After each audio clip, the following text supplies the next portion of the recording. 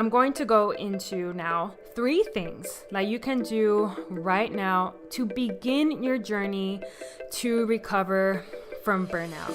Just like burnout did not happen overnight, recovery will not happen overnight either. So these are 3 simple things just to get you started in the right direction. Hey healthcare providers, you're listening to the Burnout to Lit Up podcast. Hosted by myself, Erica, and my husband, Michael. We're an OTPT team that understands the healthcare industry's got some serious issues. Inspired by our own experience with burnout, we've made it our mission and passion to help you navigate your career in healthcare by cultivating wellness, growing both personally and professionally, and advocating for a better workplace. Whether you are a clinician or manager, new grad or seasoned vet, join us each week as we share interviews, research, stories, and strategies that will give you the tools to go from burnt out to your most lit up self. Let's dive in.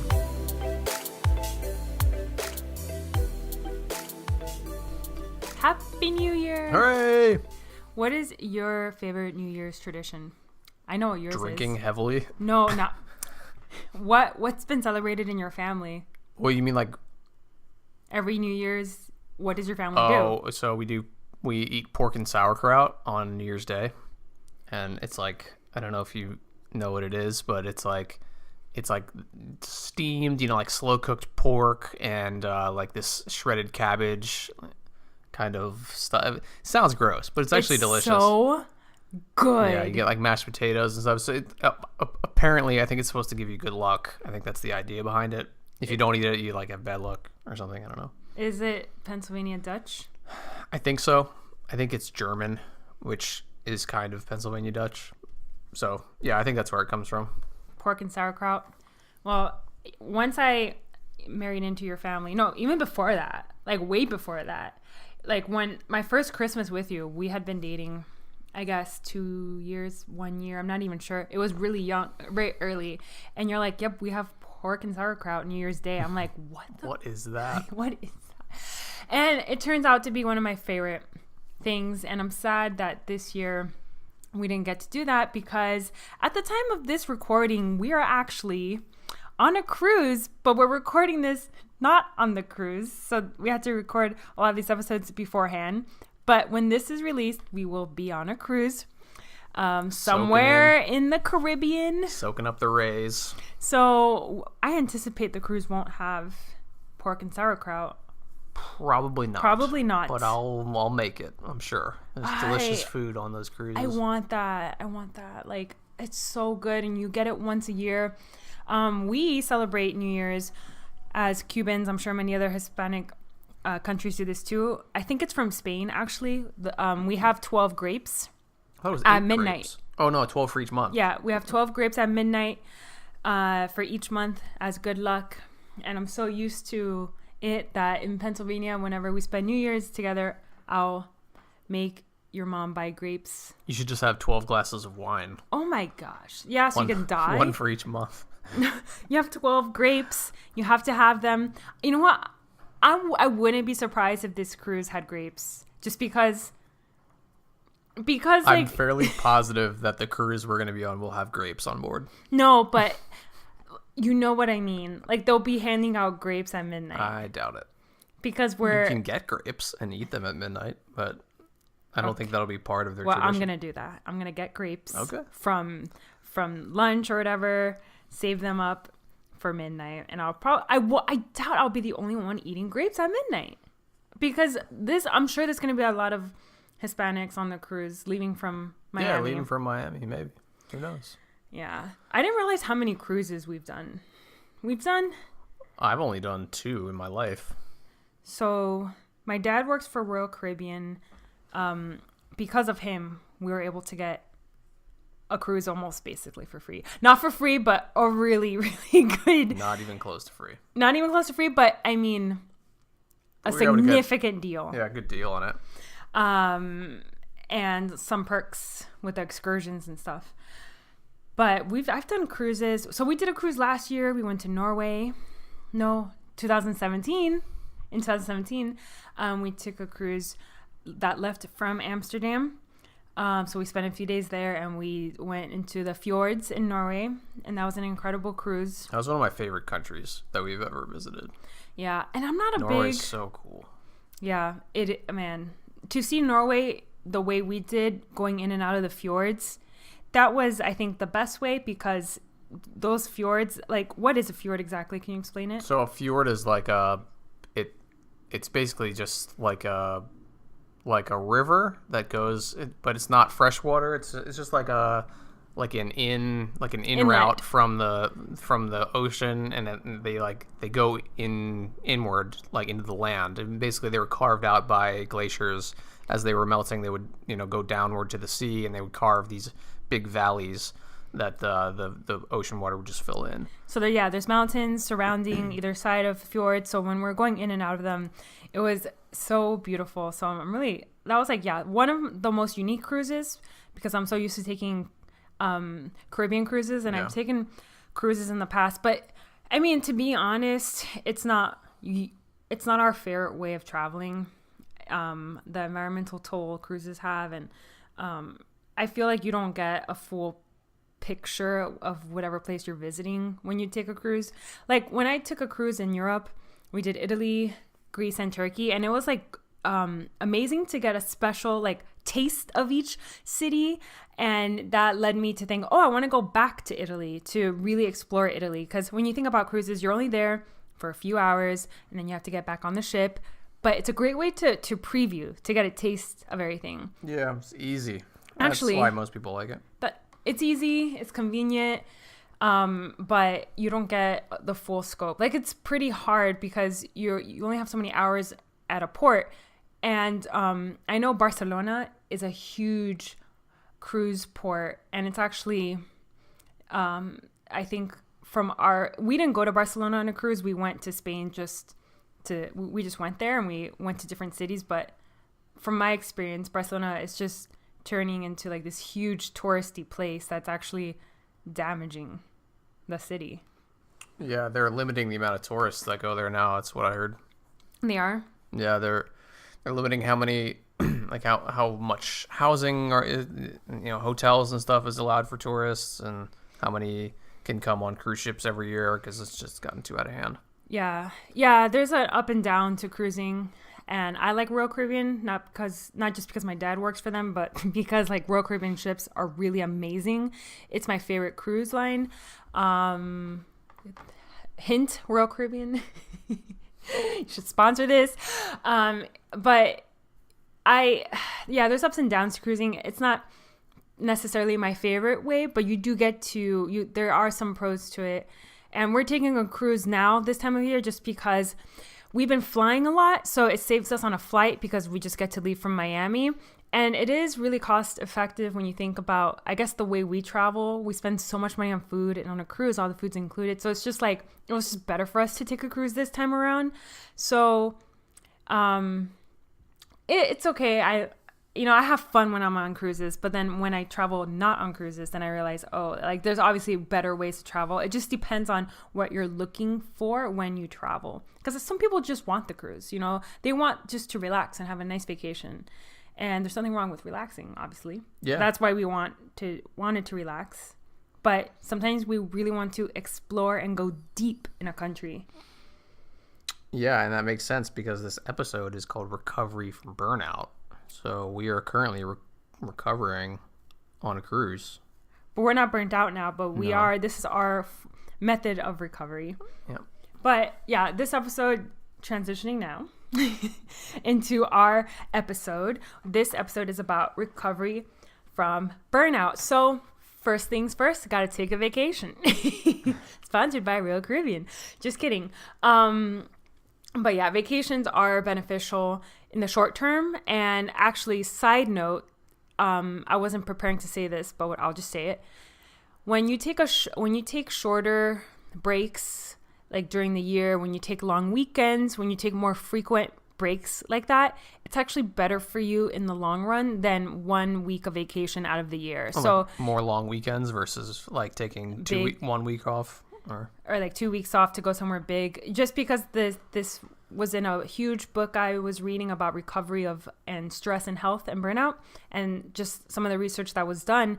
They were talking about shorter respites were more beneficial for a recovery of burnout than like a solid block of vacation once a year. Which makes sense because you need to frequently replenish yourself. So those like sorts of long weekends are really beneficial. Yeah, sometimes big weeks off, it's almost like It's it exhausting. like hurts more to come back. You know what I mean? Yeah. So it's like yeah, it's good to take a long amount of time off, but it's like, it hurts you like real bad. I don't know.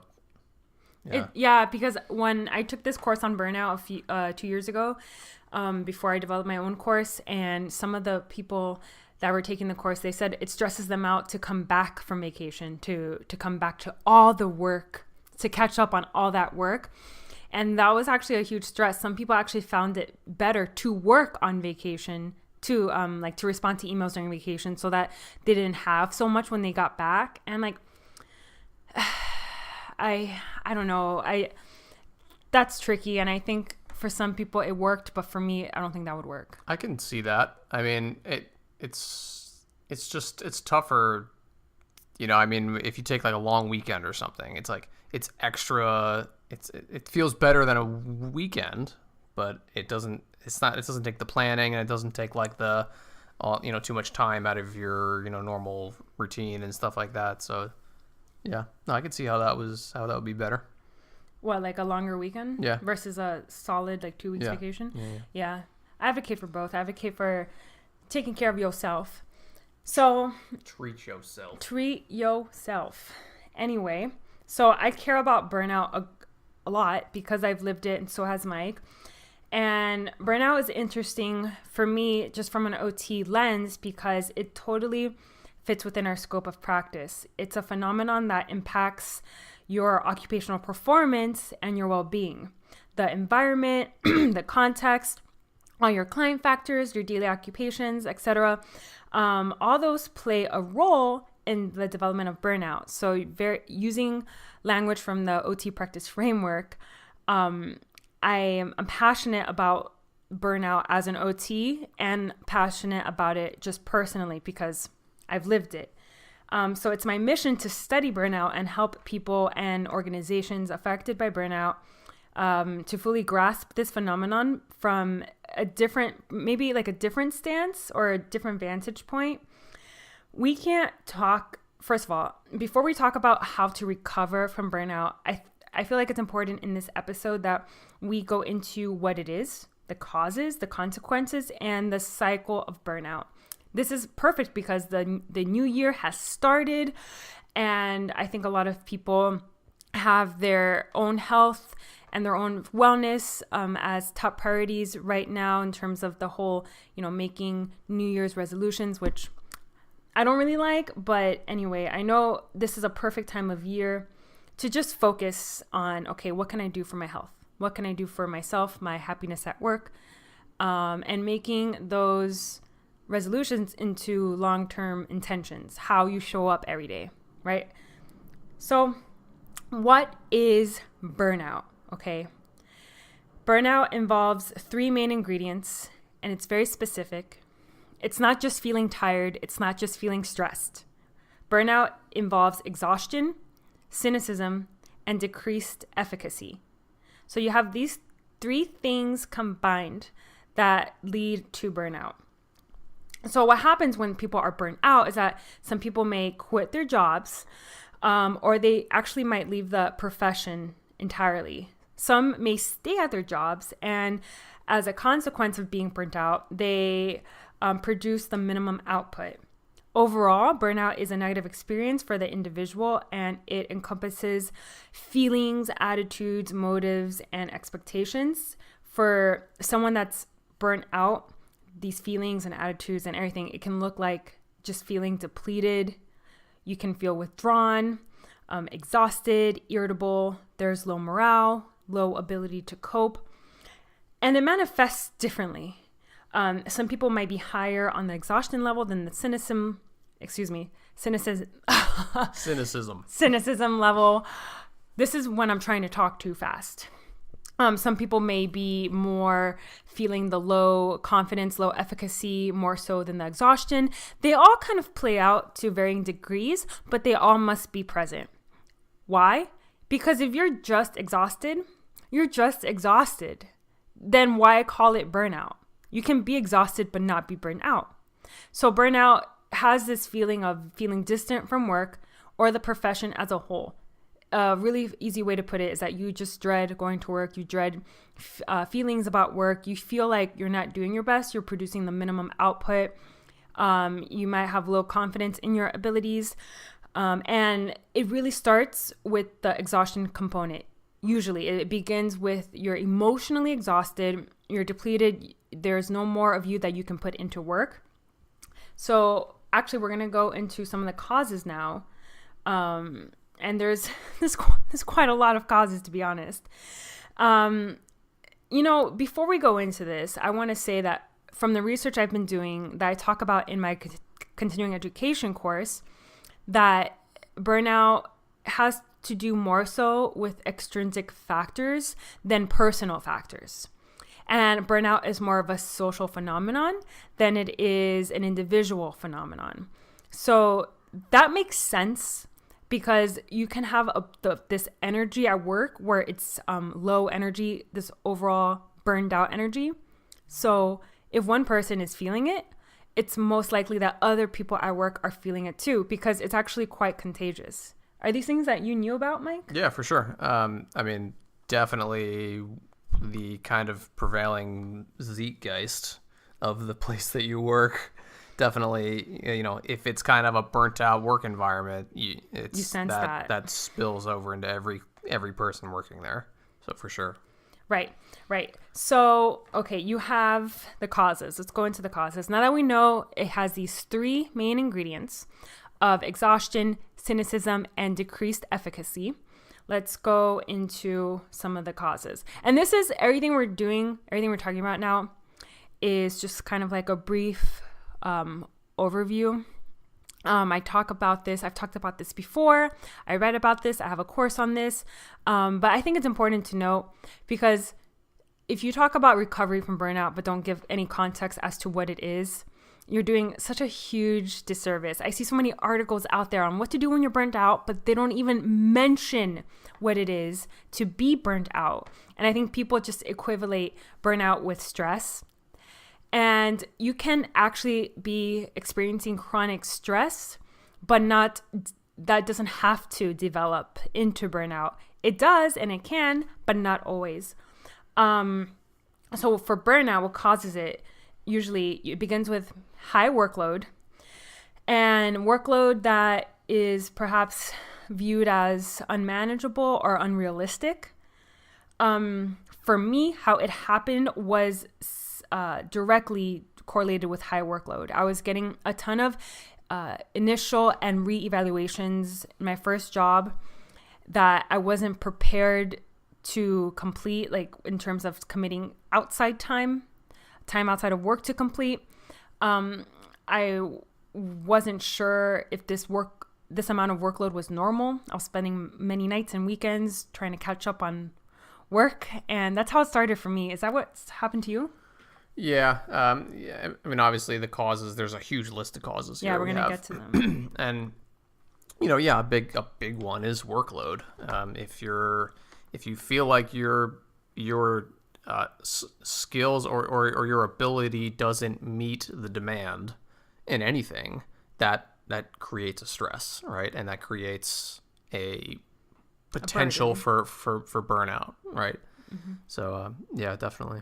Yeah, because I know you had that. I know you had high workloads too, and you had a 4-day week, so you had longer days. Yeah, and I know that's a big thing in physical therapy. Sometimes in outpatient, it's like, longer work days for 4 days a week. When I first started that, I thought that was going to be really great. Like, holy crap, I get 3 days off per week. But actually, it was almost worse. It was like, those days were like just a slow slog of 10 hours or more. ends up being a lot more just because you get behind a lot more when you have that many patients a day and you have to stay a little later, and it's like ends up being like 11 or 12 hours. So it's like, yeah, that was tough. I know. Yeah, that was tough for you. For me, it wasn't, I had normal 5-day work week, but I still was experiencing high workload. So other causes are low levels of psychological detachment from work during non-work hours. So all of these things are based in research, and I can attest to this because I was very psychologically attached to work when I was away. During the weekends, at night, I was constantly thinking about the stress at work. I was thinking about everything I had to do the next day or the next week, and I was replaying scenarios in my head. So psychologically speaking, I found it very difficult to detach from work when I was away from work, and I had trouble falling asleep. I had nightmares about treating patients in my sleep. I had nightmares about just the work environment and many different things related to work.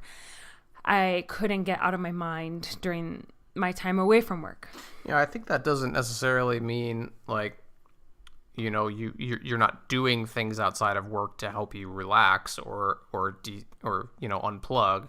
I think, you know, you can, let's say over the weekend, you can have a lot of fun plans, but if you're in your own head still thinking about work and about the things that you're going to have to deal with Monday morning, it's like that's more of an intrinsic issue, I think, too, than what you do on your off time, right? Yeah, no, I would have a lot of fun plans during the weekend, and I would cope that way to get my mind off of work, but I still found myself not being able to cope very efficiently.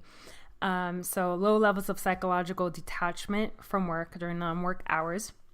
Low frequency of a belly laugh. So this was according to one study, but they were referring to belly laughing, like having a deep laugh in and out of work, like finding humor in work and just generally in your life. How much are you laughing? Because when you have these deep belly laughs, your parasympathetic nervous system is turned on, and your parasympathetic nervous system is rest and digest. So it's incompatible. Like you can't have both oh my god, you both, oh my god. So, if you're brand new to the show, you know I grew up stuttering, so speaking fast is not a forte of mine, and I'm trying to do that too much.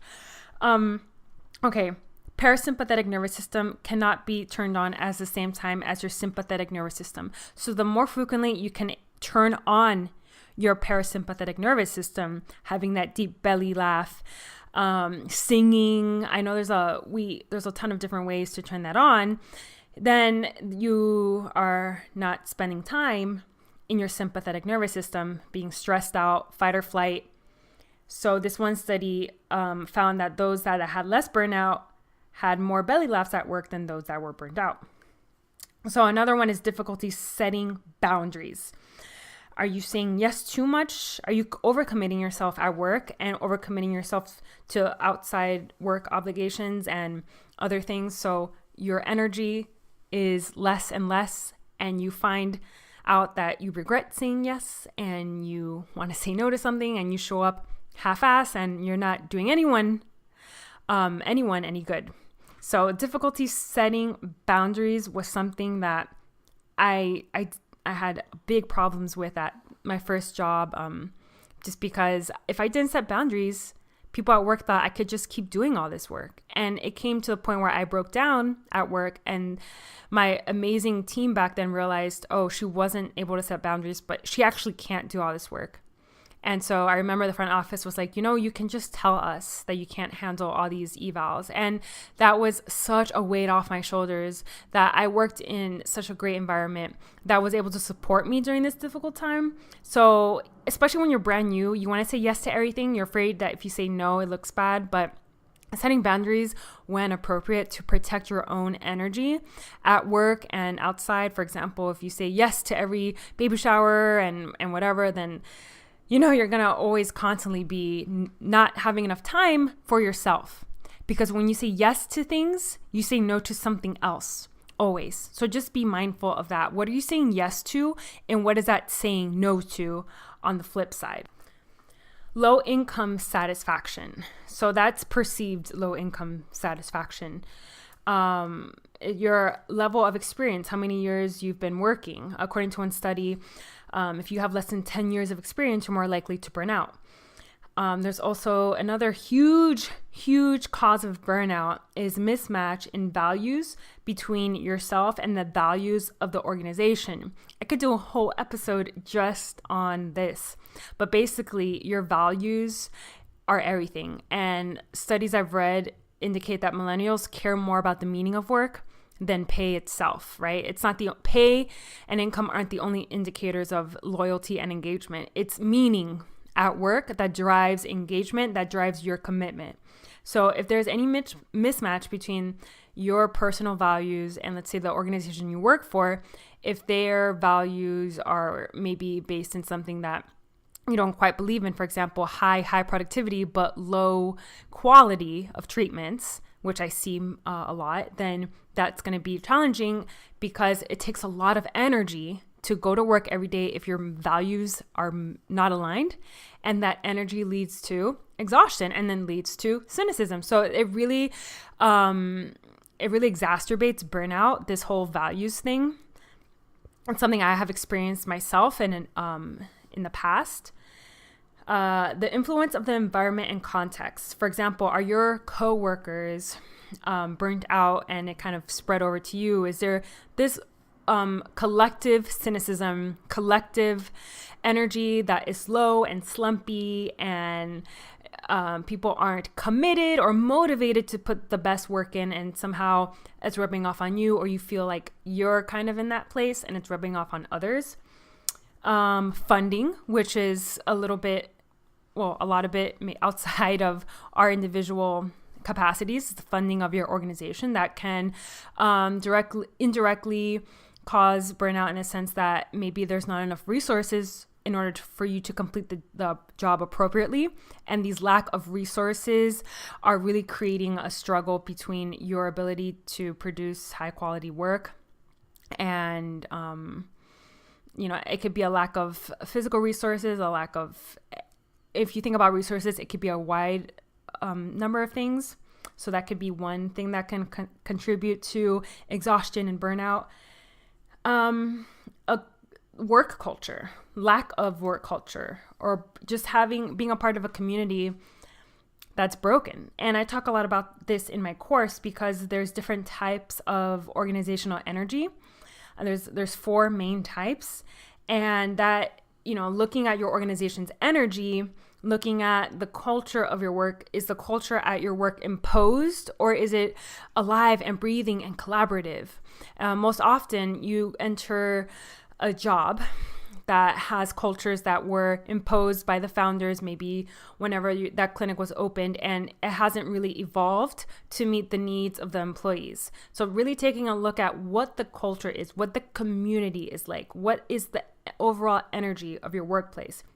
Those things can contribute and shape your burnout. Lack of social support. So social support, this all kind of goes hand in hand. Like there's a lot of connections here. Social support and feeling like you can't trust people you work with is a huge deal. Actually, in one study that I was reading about, like let's say you have a problem at work and you could go to person A or person B. Let's say person A knows more, but you don't trust them. You're more inclined to go to person B that may not quite know the answers, but you feel more comfortable speaking to. So it's these weird like energies and connections that you get at work. Who can you trust? Who can you not? And this lack of support that you need at work in order to be able to thrive, because you spend a lot of your time at work. So it's difficult to put out your best work when everything around you is falling apart. Documentation demands. Oh boy, we've had those, right, Mike? It's a tough one. Yeah. There's, so many different ways to document, so many different programs and things like that. And it's like, if you have too much of it, or if the system isn't set up so that you can do it more quickly. I mean, I'm using Epic right now, and Epic is really incredibly fast in terms of like you can set up your own smart phrases and things. It just makes things go way faster. Yeah, which is well awesome. Yeah, I was reading something about these documentation systems are evolving to make life easier, but sometimes they're more cumbersome. It depends on the documentation system, the software that you're using, but even the demands of having to complete evaluations by a certain period, being expected basically to work outside of work to meet these documentation demands is draining for many outpatient therapists, for example. I don't know about this in terms of other professions, but from many OT, PT, and speech therapists that I know, the documentation demands are a huge thing because that contributes to this high workload. Another thing is role discrepancy. And if you're not quite sure about your role, you don't know what's expected of you, or maybe you're placed into a role at work that you didn't ask to be placed in, it could be very conflicting for people. And then it might contribute to this mismatch of values that I talked about and so on. Glass ceilings, man, that's a whole other one that could be a whole other episode. So I'll just keep moving forward. There's time demands, how much time you have with patients. I know one of my best friends in Canada, she had 15-minute sessions with patients and they were overlapping. So she was turning patients over, like how many in 1 hour? Like maybe 4. 4, yeah. Well, okay, you're doing 50, yeah, around, basically. Yeah, and these time demands, what she was experiencing in her outpatient clinic, what made her feel terrible, burned out, exhausted, cynical, all these things, because the demands of turning over patients and overlapping patients for her, it didn't feel like she wasn't producing the quality care that she wanted to. So there was a mismatch of those values. Another cause of burnout is lowered morale over bureaucratic delays, and again, that kind of goes outside of your individual abilities, because there's things that in the system that we can't control. There's lack of autonomy, high levels of stress and low levels of control contribute to burnout. That's something that I found in my research. And this lack of autonomy, whether it's the type of assessment you administer or the type of treatments that you complete with your patients, or just your ability to voice an opinion about your schedule, there's so many different dimensions of autonomy. What does that mean to you? And if you feel like there is this lack of autonomy in any way that impacts your ability to thrive at work, that can contribute to burnout. Unable to customize practice, which goes hand in hand with autonomy. Policies and procedures of the workplace. So you can have a role in being an advocate and helping to shape new policies and procedures.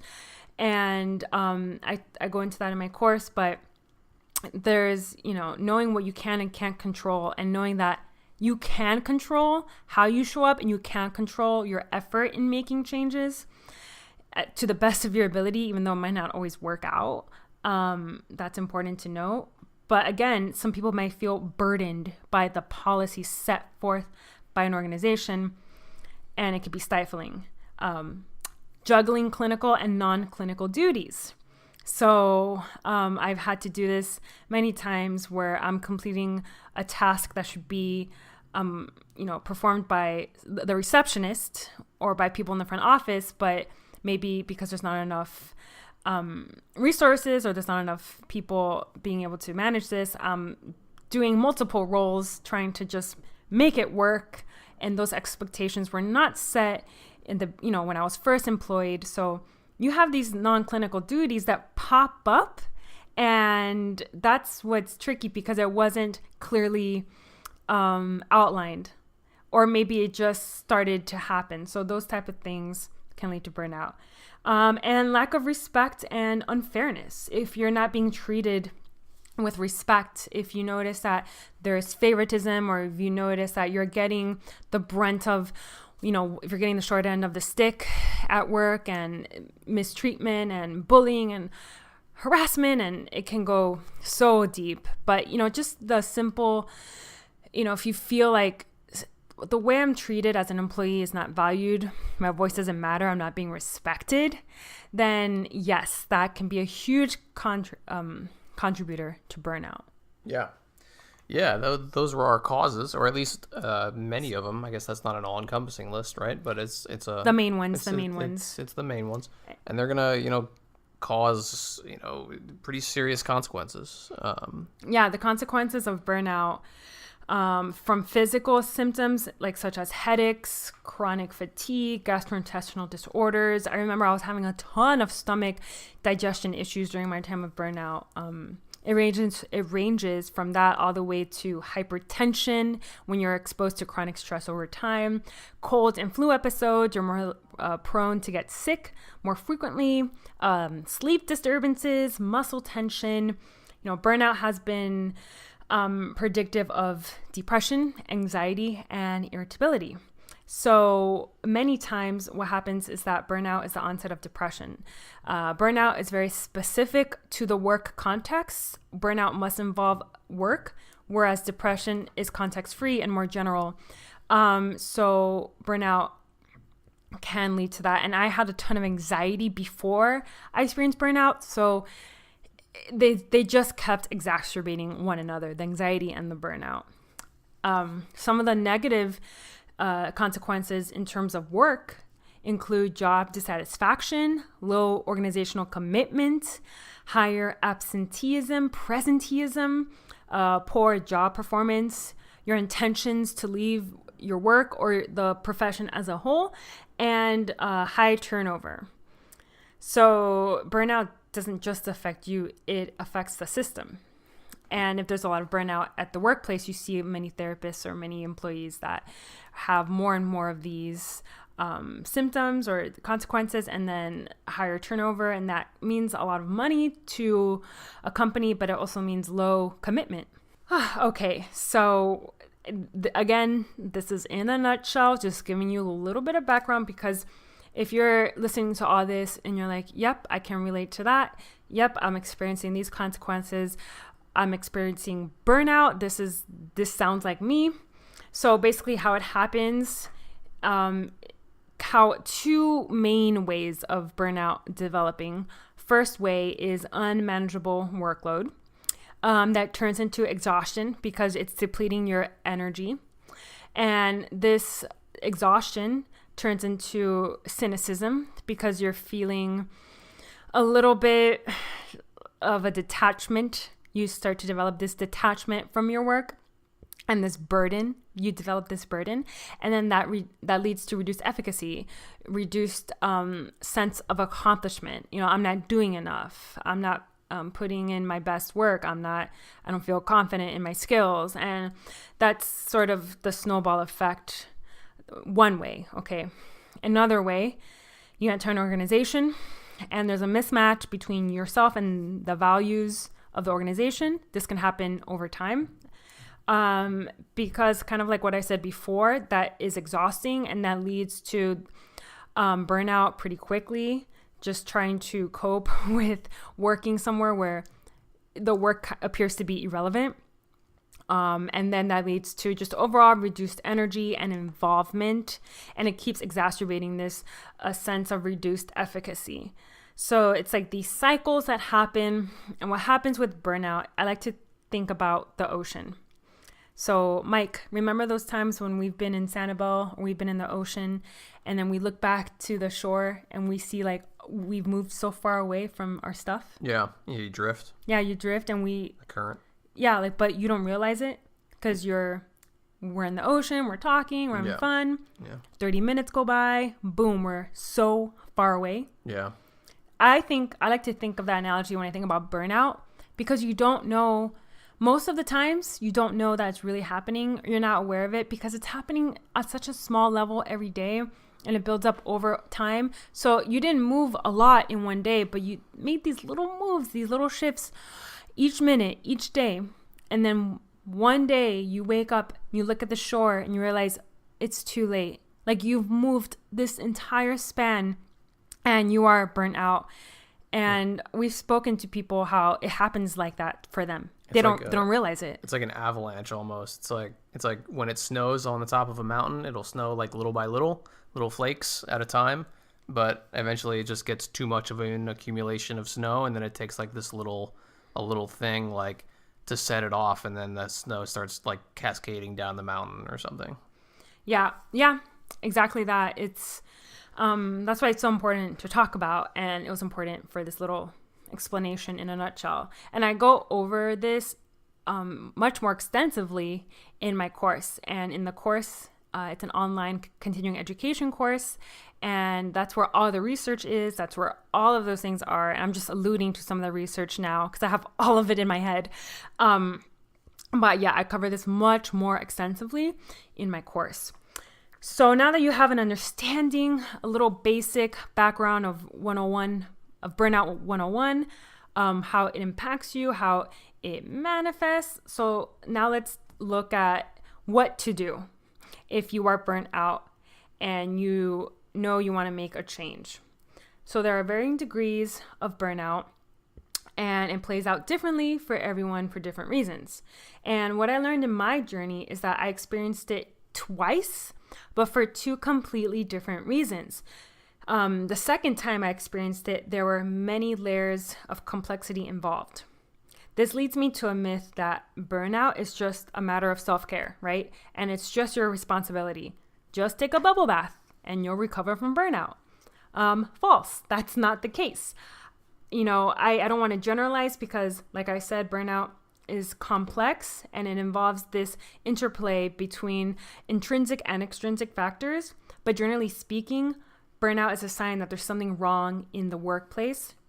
And the way in which that it has impacted you has manifested in the form of burnout or burnout on top of depression, anxiety, etc. So it's much more than just a bubble bath. And in the research that I've been doing over the past year and a half, I have learned that, like I said, it's more of a social phenomenon, and therefore burnout must be addressed within the context of work. I'm going to go into now 3 things that you can do right now to begin your journey to recover from burnout. Just like burnout did not happen overnight, recovery will not happen overnight either. So these are 3 simple things just to get you started in the right direction. Are you ready, Mike? Ready. You ready? Listener, you? Okay. 3 things. Number 1, practice self-compassion. The first thing you might be tempted to do is to blame yourself or to blame others for you getting into this place of burnout. I encourage you to first go inwards and do something completely radical. So instead of beating yourself up, I'm so used to beating myself up, and many of you listening might be used to this as well. I encourage you to do something different. Be kind to yourself. Practice kindness to yourself every single day. In fact, the moment I started to be kind to myself for not being perfect, for not getting it right, I actually started to shift the negative dialogue I had with myself, about myself, into something that's more kind and forgiving. Because, you know, I graduated school expecting to just get out there and have an amazing job for the rest of my life and be a happy therapist, and everything was just going to be peachy pie. Is that a phrase? No. Peachy keen. Yeah. And that wasn't the case. And when I was recovering from burnout, I was tough on myself. Like, I felt ashamed that I went through it. I felt embarrassed. I felt like, Erica, you know better. Why did you have to allow yourself to go through this? And that's actually not the case at all, because I didn't allow myself to go through it. It happened to me, and that's how I responded. And I've learned from it. So I don't want you to be hard on yourself if you've been burned out or if you haven't been making the best choices to take care of yourself. I want you to start practicing something radical. Be kind to yourself. Practicing self-compassion daily, and also during moments of pain. So for example, the pain of dealing with burnout, like you may be dealing with right now. Recognize that this suffering is a part of life. It's just a part of life. You can say to yourself, I know I'm burnt out. Other people also experience this too. I'm not alone. And then you can say kind words to yourself. Ask yourself, for example, what do I need to hear right now to express kindness to myself, right? So you can self-generate what you need to hear. You can say whatever comes to mind. For example, you can say things like, may I be patient with myself? I'm figuring it out. May I forgive myself? May I be strong right now? May I love myself as I am? I never had these conversations with myself when I was burnt out. All my conversations were like, suck it up, just be better at work to deal with the pain. But it was all negative. Nothing about it was from a positive, self-compassionate place at all. I was always hard on myself. Like, I need to look like I got everything together. I need to look like I got my shit together, and that I need to just look like I have it together, but I don't. You can even put your hands on your heart when you're talking to yourself like this. You can hug yourself. I mean, just being kind to yourself. Coming from a place of this self-compassion, you are building a foundation for how you interact with yourself in the future. And you're building a foundation to take the necessary action from a place of strength, kindness, and love, not from a place of judgment, self-hate, lack of self-worth. I think it really starts from there. Just pause, be kind to yourself.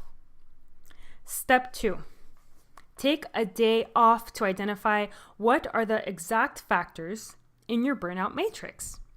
So for me, like I said, it happened twice in 2 different jobs for 2 different reasons, but each related to some degree of burnout. The first time it happened, I was just unfamiliar with how to advocate for myself and how I was feeling and didn't set boundaries. So the first time I burned out, I actually reached the point at work. It was the middle of the day on a Wednesday. I can remember so clearly where I just started crying and I felt overworked and didn't know how to set these boundaries. So I took the next day off. The company I was with understood that I needed a day to kind of recover, and that day off, I remember taking 11 a.m. yoga, and it was probably one of the best things I had ever done in my life because my body and my mind needed this so bad, just a complete disconnect from reality. And in this first situation, what the solution for me was to reduce my work hours. So reducing my work hours helped because I reduced some of the workload, which at that time, in the short term, was what I needed. The second time I got burnt out at another job, the element of workload, that was just one thing. But that wasn't really the reason why I experienced the degree and the intensity of burnout that I did. There were other factors, including unfairness, lack of community. There's a huge disconnect between my values and the values of this organization. There was insufficient rewards, and I'm not talking about financial rewards. I'm talking about the social emotional rewards. Overall, there was this corrosive work energy, and so there was a day at work where I felt directly attacked and belittled, and without trying to relive that moment too much, I just remember feeling like I was being lectured, and not even lectured, that's putting it way too nicely. I was just like reprimanded. I was being reprimanded and kind of in a nasty way, and like punished or something as a, I don't know. Kind of like, you need to start doing XYZ. This is what we expect from you, but it came out of nothing. In terms of nothing, it wasn't constructive. Exactly. It came out of left field. It had nothing to do with anything. It had nothing to do with my work. It was just some expectations they were placing on me. And I say they, it was multiple people of upper management. And I went into the bathroom, as I had done a few times at this facility, and I cried and actually had to take the rest of that day off. I said, I was so physically distressed and emotionally distressed by this experience that I couldn't function. I had to leave. I had to take the rest of the day off. And I went to the beach by myself. It was the middle of the week as well. And I remember that when I was sitting on the beach, I felt all that stress, anxiety, and burnout just leave me for a few hours. It was these two separate moments, these two separate days, separated by years, at two different jobs, of just having a break where I could actually breathe for the first time. Like actually have the space to breathe and reflect, because I had gotten so to the point where it was so bad that I needed this space. So was I able to solve burnout in these 2 days off? No. But what happened was that these days allowed me to get closer, just a little bit closer to ideas that were able to allow me to move forward. I didn't have all the answers, but I was able to move forward. And during these times, I didn't know what to do or what I needed exactly. I just knew that I needed this space to breathe. In the first example, so I showed you, or I told you I came up with the idea of reducing my hours just a little bit. And it did help me in the short term, but actually wasn't learning how to deal with stress better. Also dealing with stress and coping not in the best way possible. That wasn't really supportive of me. In the second instance, during that time at the beach, I realized that maybe I needed a new job. In hindsight, both were short and long-term solutions. Short-term because I could have easily gone to another job and experienced burnout for a third time because I wasn't really learning what to do. But in fact, they were also kind of like long-term solutions because I knew that in the second instance, that facility wasn't a good fit for me, no matter how you sliced and diced it. I knew that, despite previous efforts to voice my concerns, despite previous attempts to advocate for my needs at this particular place, it wasn't recognized and I wasn't feeling I was being respected. So before you reach a breaking point, but you feel one coming, I advise you to take a day off before it's too late. Before it was too late for me in both cases where I completely broke down. Go to yoga, go to the beach. There's something special about taking a day off, even though it was in a place where I was just completely broken down.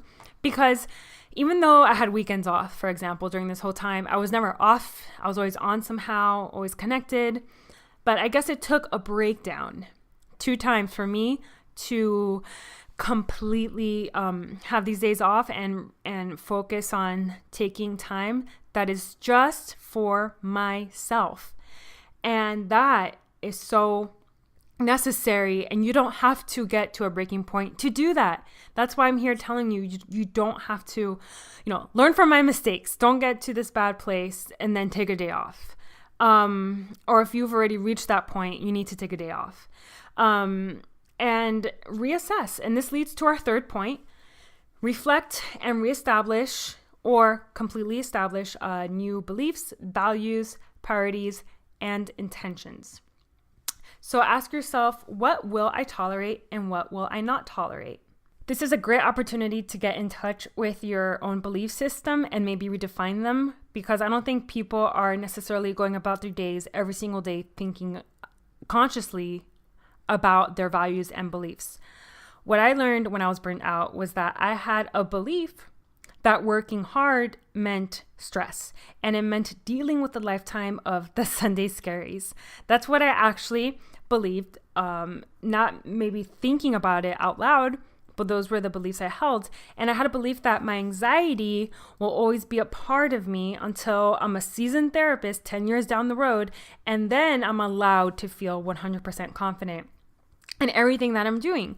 So in a sense, I valued dread and stress during the week, and that was something that I expected. And then I was allowed to just have fun on the weekends.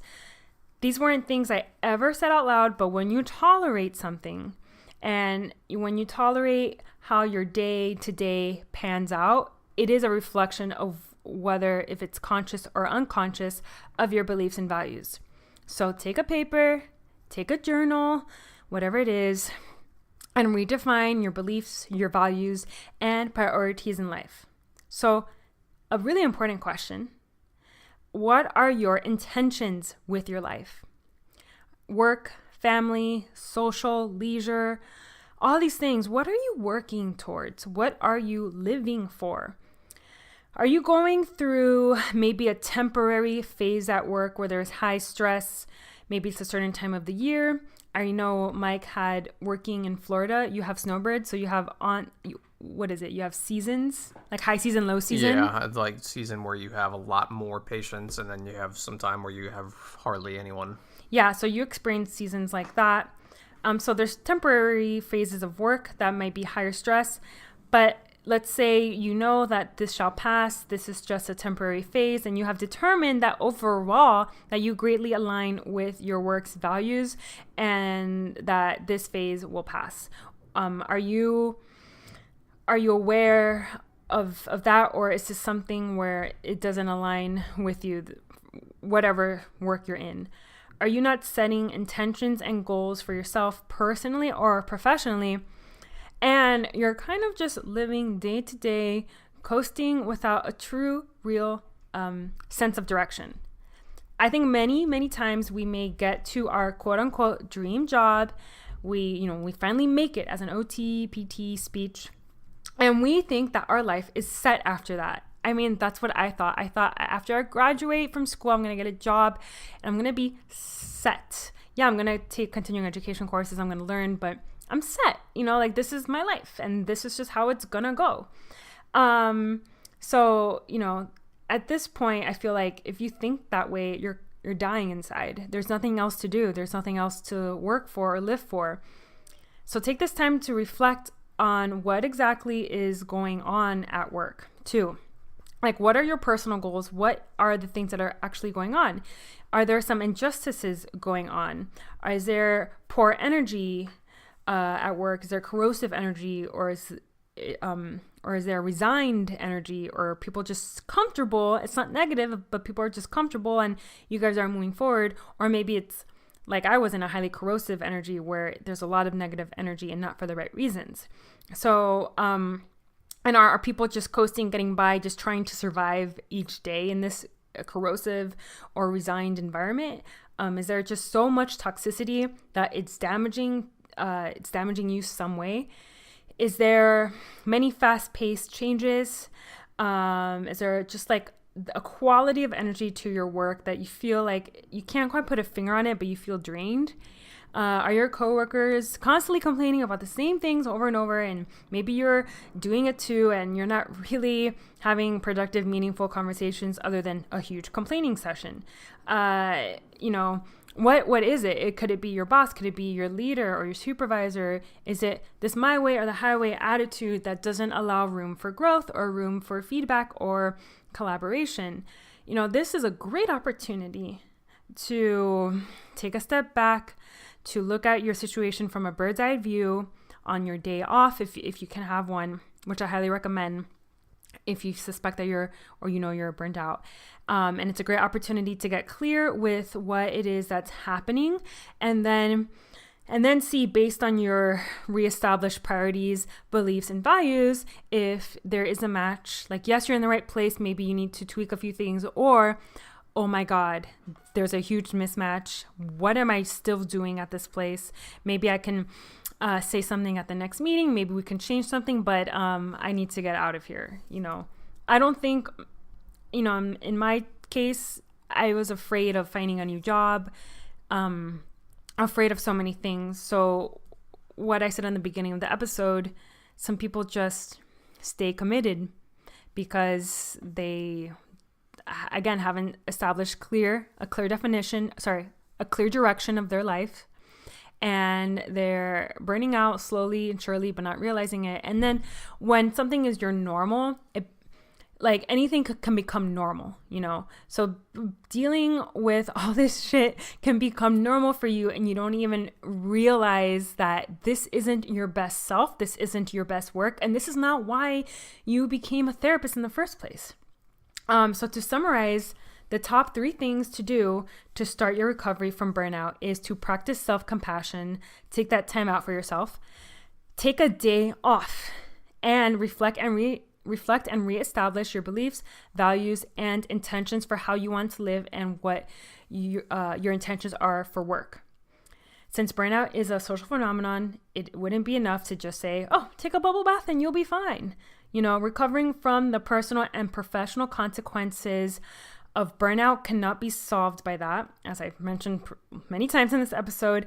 Contrary to a lot of articles I'm reading out there about burnout, and you cannot only focus on your recovery without making a change to something external of you in the workplace. Maybe there's stress from home spilling over to your work life or vice versa.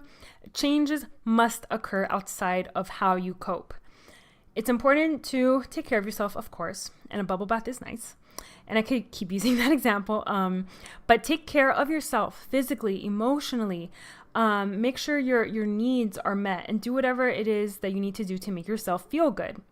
And totally build all that resilience, build your coping mechanisms up, because I had to go through my own journey of meditation and mindfulness to build up my own coping mechanisms.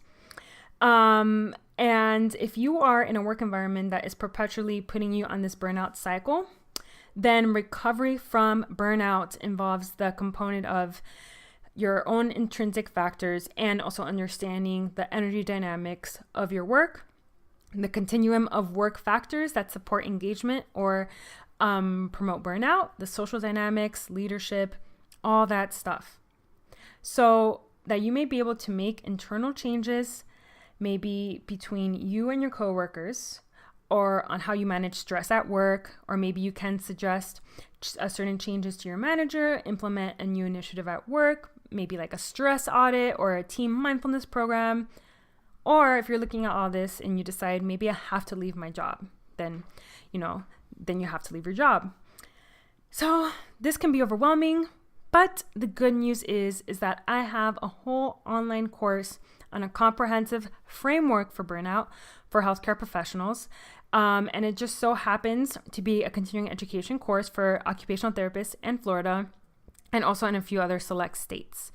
So yes, if you're interested in taking your recovery from burnout to a whole new level and learn from all my mistakes and my research, I put this together just based off of my own problem. And this course was a solution that I would have given to myself years ago when I burned out. Oof. Breathe, woman. So there's more information about the course in the show notes. Yep. And if you're recovering from burnout, if this episode spoke to you directly and you're feeling like, yes, I need to take a day off, I need to reestablish my beliefs, and I need to reassess what's going on at work, I need to figure all this out, don't hesitate to email us. I want to hear from you. You can DM me on Instagram. I'm at joy.energy.time. And also the Burnt Out to Lit Up Instagram page. I have both Instagrams. DM me, email us at podcast@joyenergytime.com. The more I hear from you and I hear the burnout stories, and the better we can deliver this content to you and really speak to your specific problems and your specific needs. Because this episode really came from my own journey through burnout. And so I was happy to really piece together these components to help you at least, be able to get started with yourself and your recovery.